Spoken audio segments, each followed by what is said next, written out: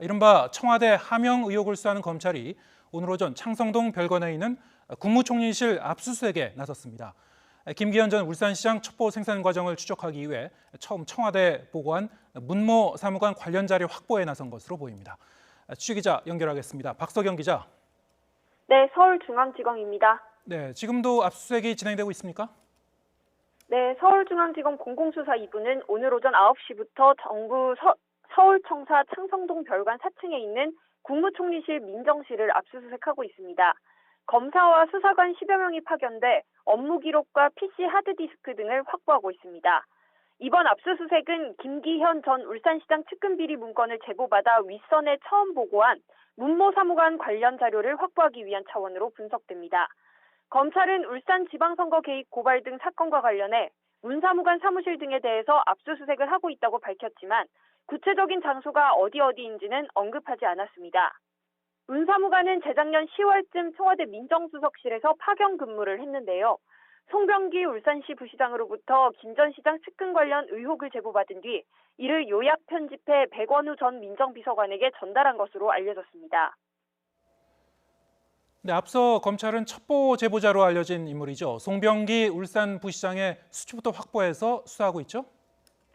네, 검찰은 김기현 전 울산시장 측근비리 제보자로 알려진 송병기 울산경제부시장의 수첩을 분석하면서 수사의 속도를 높이고 있습니다.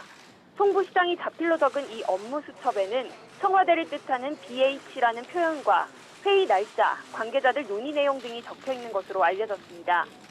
김 전 시장은 YTN과의 통화에서 최근 검찰 조사 과정에서 송 부시장의 업무 수첩에 담긴 내용을 받고 자신이 아는 내용에 대해 진술했다고 주장했습니다. 특히 지난 2017년 10월부터 송 부시장과 청와대 모 비서관이 만나 송철호 당시 민주당 후보 공약을 논의하는 내용이 적혀 있었다고 전했습니다. 특히 김 전 시장이 추진해온 산재 모병원 설립을 좌초시키면 좋다는 내용의 메모도 포함됐다고 전했습니다. 실제 김 전 시장은 이후 울산 산재 모병원 설립 사업은 지방선거를 한 달여 앞둔 지난해 5월 예비타당성 조사에서 불합격했다고 했습니다. 또 수첩에는 송 부시장이 지난 3월 회의에서 당시 이모 청와대 사회정책비서관과 만나 공공병원 설립에 드는 예산을 이미 확보했고 대응 논리도 준비했다는 정황도 담긴 것으로 전해졌습니다.